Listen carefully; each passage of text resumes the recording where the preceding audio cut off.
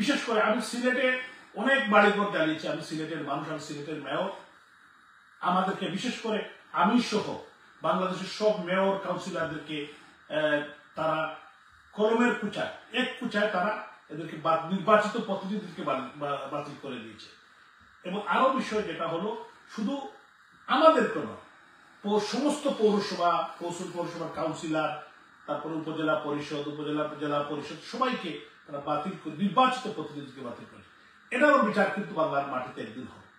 এবং তাদের ইচ্ছা মতো তারা আইনকে তারা প্রবাহিত করছে জোর করে। ডক্টর আসিফ নজরুল, উনি ঢাকা বিশ্ববিদ্যালয়ের আইনের টিচার, উনি নিজেকে বুদ্ধিজীবী হিসাবে দাবি করেন, কিন্তু উনার যে বুদ্ধি, আজকে সারা বাংলাদেশের মানুষ উনাকে চিঠি করছে। উনি যেভাবে ন্যাক্কারজনকভাবে আইন মন্ত্রণালয়কে চালাচ্ছে, এই বিচারও বাংলার মাটিতে হবে। আজকে মিথ্যা মামলা দিয়ে সারা বাংলাদেশে, বিশেষ করে মাননীয় প্রধানমন্ত্রী রাষ্ট্রনায়ক শেখ হাসিনা, বাংলাদেশের নির্বাচিত প্রধানমন্ত্রী, উনার বিরুদ্ধে যে মিথ্যা মামলা দেওয়া হয়েছে, আওয়ামী লীগের আমাদের সম্মানিত নেতৃবৃন্দের বিরুদ্ধে যে মিথ্যা মামলা দেওয়া হয়েছে, তার তীব্র প্রতিবাদ জানায়। আজকে মানুষ জেগে উঠেছে, দেশে বিদেশে সব জায়গায় মানুষ জেগে উঠেছে, মানুষ প্রতিবাদ মুখর হচ্ছে। মানুষ বুঝেছে যে জুলাই অগাস্টে কি হয়েছে বাংলাদেশে।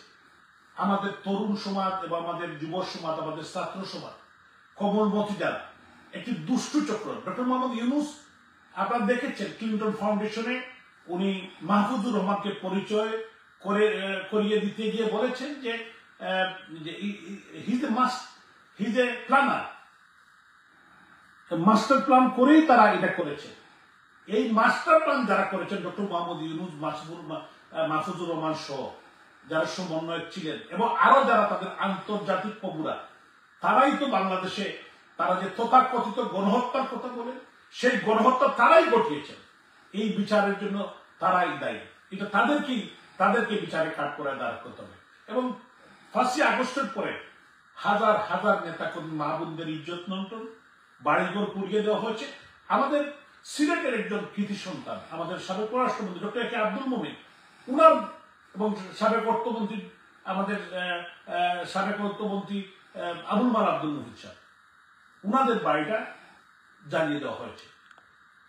আমাদের আওয়ামী লীগের তথ্য গবেষণা মুবশির আলী, আমাদের তার বাড়ি জ্বালিয়ে দেওয়া হয়েছে। আমাদের জুয়েল সহ আরো অনেকের কথা আমি অতীতেও বলেছি। এবং শুধু এটা নয়, সারা বাংলাদেশে আমাদের নেতা কর্মীদের বাড়িঘর, এবং আমাদের বিশেষ করে আমাদের সিলেট অঞ্চলের বেশ কয়েকজন নেতাকে তারা গ্রেপ্তার করেছে বিনামূল্যে। আমাদের যুবলীগের দিনার, আমাদের নিজাম একজন চেয়ারম্যান, তারপর আমাদের মাসুক স্বেচ্ছাসেবক লীগের বাপ্পি, তারপরে আমাদের শরীফ চৌধুরী ছাত্রলীগ নেতা সহ অনেককেই গ্রেফতার করা হয়েছে, মিথ্যা মামলায় গ্রেফতার করা হয়েছে। তো আমি এর তীব্র প্রতিবাদ জানাই। এবং এরা নিরীহ কর্মী, এরা গণতন্ত্রের জন্য, তারা দেশের জন্য, দেশের মানুষের জন্য এবং বঙ্গবন্ধুর আদর্শের কর্মী হিসাবে তারা কাজ করছে। তাদেরকে যে গ্রেফতার করা হয়েছে তার তীব্র প্রতিবাদ এবং নিন্দা জানাই।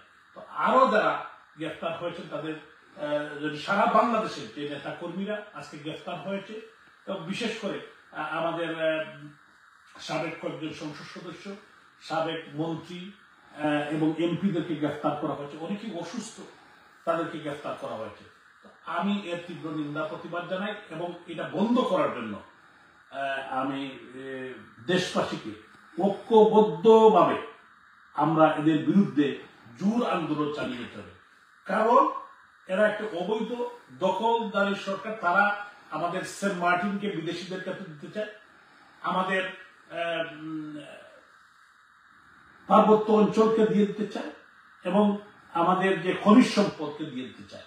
এদের বিরুদ্ধে দেশবাসীকে জাগ্রত করতে হবে। দেশের বিবেকবান মানুষকে, বিশেষ করে আমাদের কোমলমতি যারা ছাত্ররা আছে, যাদেরকে ভুল বুঝিয়ে এই পর্যায়ে নিয়ে এসেছে, আমি তাদেরকে আহ্বান জানাবো যে আমাদের ছাত্র সমাজ, যুব সমাজ, এই দেশ আমাদের সমাজ, এই দেশ আমাদের তরুণ প্রজন্ম।